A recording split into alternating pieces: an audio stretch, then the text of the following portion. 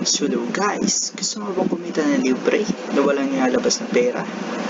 Na hindi na po natin kailangan mag-invest sa mga website na ito upang kumita lamang. So, pumunta na po tayo sa channel na Pagkakaperaan Online. So baka pag napanood mo itong video ko, baka gusto mo tayo mag-subscribe upang always updated ka. Pero bago sa lahat, panoorin mo muna itong aking intro. O ano, saan, sino, bakit, sa paano, paraan. Minsan, ang swerte mo. So hello once again, Pagkakaperaan Online. Dito naman po tayo sa ating computer. Pero hindi po tayo ngayon magre-review ng isang websites. Kumbaga, magbibigay lang po tayo ng inspirational message para sa mga kagaya po natin mga YouTuber.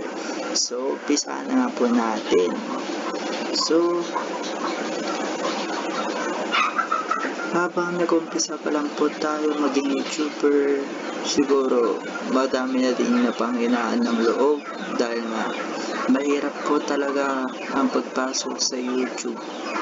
Kumbaga, hirap po kasi kada araw na lang kailangan mong tignan ng nadagdag sa yung views, kung ilan na ba yung subscriber mo, ilan na ba yung mga watch hour mo. So, talagang nakapanghina ng loob guys. Mahirap po talaga, lalo na small YouTuber ka pa lang at hindi ka talaga kilala. So, nasa proseso talaga yan guys. Napakahirap talaga maging YouTuber. So, kapag gusto mo mag-umpisa ng mag-YouTube, mag-vlog, pwede lang naman tayong gumamit guys kahit napakasimple lamang na mga cellphone. Kahit cellphone lamang yung meron po sa atin. Kapag meron po tayong laptop, pwede po nating gamitin. Gaya po yung ginagawa ko, screen record lamang. So sa next video pa siguro ay papakita ko na po ang aking talagang itsura, kung sino ba talaga si Pagkakaperaan Online. So pagkiantay po talaga ang aking mukha. So yan na nga. So siguro magdadagdag lang din ako ng mga content dito kay Pagkakaperaan Online. So Pagkakaperaan Online kasi ginawa ko po ito upang makapagbigay lang din ng advice, magturo. So yun po talaga ang aking pinamain goal. So yan na nga.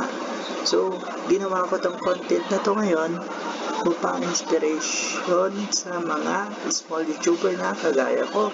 So everyday guys, ganun din ginagawa ko. Huwag kayong panghihinaan ng loob na araw-araw nating tinitignan kung ilan na ba yung views natin, ilan ba yung nanonood sa atin, kung ilan ba yung subscriber natin. Huwag kayong panghihinaan ng loob guys pag nawawalan kayo ng mga subscriber. Ang kailangan natin guys, basta tuloy-tuloy lang natin ang ginagawa natin. Ang mahalaga, meron po tayong nai-share sa iba at ayahan din natin na kusa lang din madiskubre ng iba ang iyong YouTube channel. So, yun nga guys. Napakahirap po talaga maging YouTuber. Pero, pag napanood mo tong video ko na to o narinig mo tong message ko na to, baka ganahan ka na. So, madaming YouTuber guys nag-uumpisa sa small YouTube, nag-uumpisa na nag-upload ng videos, pero hindi agad-agad guys magkakaroon tayo ng maraming subscriber, magkakaroon ng maraming views. So nagdadaan sa proseso yan guys. So huwag po tayong mawalan ng pag-asa dahil huwag po tayong mawalan ng pag-asa guys. So huwag po tayong malusog na ika nga sabi nila, huwag daw po tayong mawalan ng pag-asa dahil basta kapag may sipag ka lang talaga guys, mag-upload ka lang na mag-upload, ayusin natin content natin, pakita natin na talagang deserve natin ang ating ginagawa guys.